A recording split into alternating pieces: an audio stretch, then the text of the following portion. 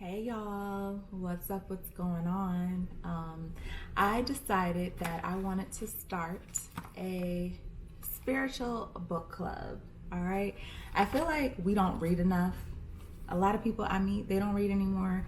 I don't read nearly as much as I used to. I used to love reading all the time, but now with work and everything else I have going on, I just don't take the time to read enough. So I thought I'd start with like a really super easy read, and I love this book. It's called The 7 Spiritual Laws of Success. Okay, it's such an easy read. Like, look how thick, it's pretty thin, and the print is pretty large. All right, so you can get through this book literally in probably an hour, maybe 2 hours. Okay, if you want to take breaks or whatever, but it's straight to the point, and I love this book because it's spiritual and it just aligns with all the beliefs that I already have. So it's a super good read. I wanted to go over, my favorite parts of the book, my favorite laws. Okay, so this is a book by Chopra. And let's see, I'm not good at names. That's why I'm laughing, y'all. All right, but you'll see I've already like marked it all up and everything with my notes and stuff.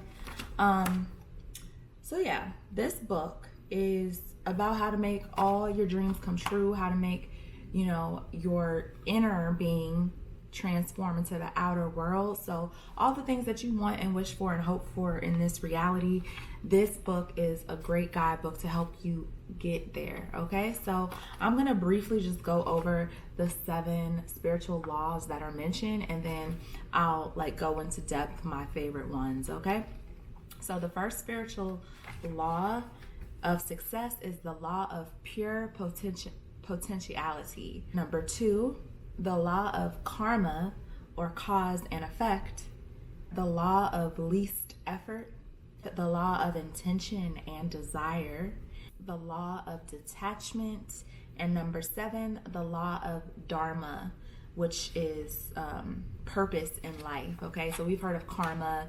Dharma is connected to that. It has less to do about cause and effect and more about like your fate, your overall purpose of everything. Okay, these are the 7 spiritual laws of success, and knowing these laws and practicing them, will help you get to where you're trying to be in life. So the first law is actually pretty important, and I love this law. It is one of my favorite ones mentioned. It's the law of pure potentiality, and basically what that means is that this law is based on the fact that we are in our essential state pure consciousness. Okay, so within that consciousness, it just means that we have unlimited potential within us. Okay, we are full of potential. That's what we are. We are made to create, and we don't have to do much to get there and to do it, because that's what we were created to do. So that's why I really love the law of pure potentiality.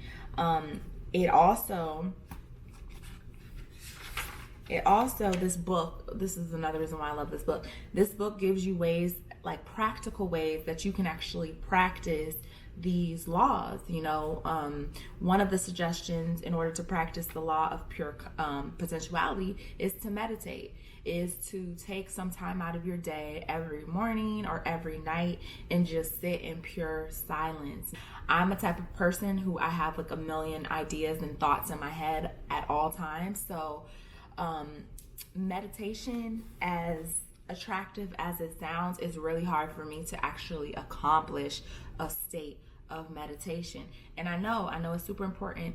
Leave in the comments below if you guys meditate, because I know it's really good for you, and I need to do it more often. So that's why the first spiritual law of pure potentiality, I embrace that law, because I really do need to just sit still more often, not thinking about the past, not thinking about the future, not having a bunch of noises in my head.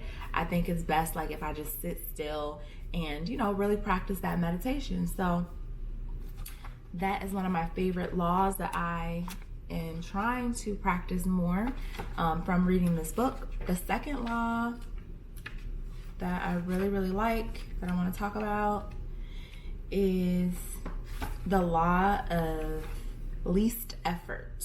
Okay, let me go to the page.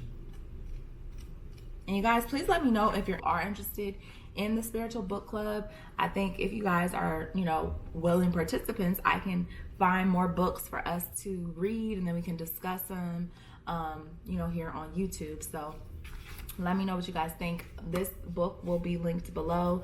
You can find it on Amazon. It's pretty easy to get, so I'll leave the link below if you want to get it. All right, so my second favorite law is the law of least effort. Okay, this is a lazy girl's dream, law of least effort. And it says, this is the fourth spiritual law of success. Okay, this law is based on the fact that nature's intelligence functions with effortless ease and abandoned carefreeness. That's interesting, but I'm going to read that again. Nature's intelligence functions with effortless ease and abandoned carefreeness. So this is the principle of least action or of no resistance. Okay, so this is what we talk about when we're like, go with the flow, let things, happen naturally, unwind naturally. And this book, I love this book also because it goes into examples that you can really relate to. One of the examples says, grass does not try to grow. It just grows. Fish, they don't try to swim. They just swim. Flowers, they don't try to bloom. They just bloom. All right. So that is a great example that we should not be trying, all of our efforts to be who we were meant to be in this lifetime. Things like that should kind of come easy to us. And if we're trying too hard, then maybe this isn't the path for us. It says right here that it is human nature to make our dreams manifest into physical form easily and effortlessly. Okay, so you have to believe that you were given that God-given power within you to make your dreams happen and manifest, and you don't have to exhaust yourself to get what you're supposed to be out here getting. Okay, a flower don't have to do much to bloom. Grass doesn't have to do much to grow. Fish aren't worrying about trying to be a fish. They're just fish. Okay, so really, really pay attention, people, to your natural born talents, your natural born gifts. Okay, because I think that's going to lead you into success. You shouldn't try too hard to make things work, in my opinion. All right. And number 3, my last favorite law from this book would be law number 6. It's the law of detachment. All right, so we've all heard this. I talk about it all the time. If you're a Pisces that tunes into my readings on this channel, I talk about, detaching, letting things go, letting people go. And if it's meant to be in your life, it'll reappear, okay? It'll come back easily and effortlessly.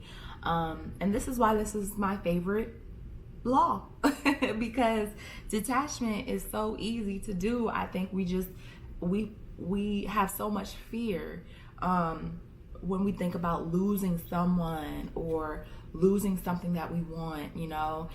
We attach ourselves to people, places, and things, and then when we don't have those things to attach onto anymore, we lose our own identity. So the law of detachment, I feel like that it's a really good law for everyone to lean on, especially if it's a time where you are dealing with people, places, and things that aren't good for you.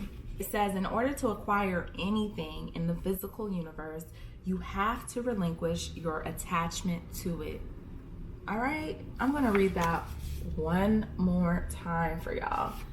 In order to acquire anything in the physical universe, you have to relinquish your attachment to it.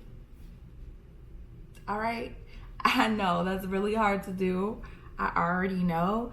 But I mean, that's facts. That's facts. The more you hold on to something so tightly and you're so afraid that you're not going to have it or you're going to lose it, guess what? The greater the possibility is that this person, place, or thing is going to try to, swim away from you. It's better not to hold on too tightly to things, I think if you give off the energy of holding on so tightly to something, then you're also giving off that fear that you don't think that you'll ever get that back in your life again, that you could almost be undeserving. All right, so that's why you have to be careful with that attachment.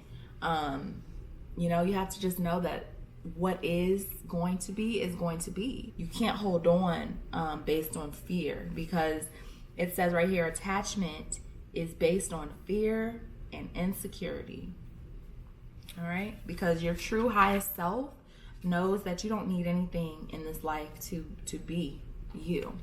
All right, so this is just a brief overview, you guys, of the 7 spiritual laws of success. I really enjoyed this book, and it has inspired me to kind of start a spiritual book club. So if you guys are interested, let me know in the comments below if you're going to be reading this book, if you've read it already, if you have any suggestions of any other spiritual books we can get into. Just let me know your opinions below. All right, until next time, you guys, the link to this book will be below. I'll talk to you later.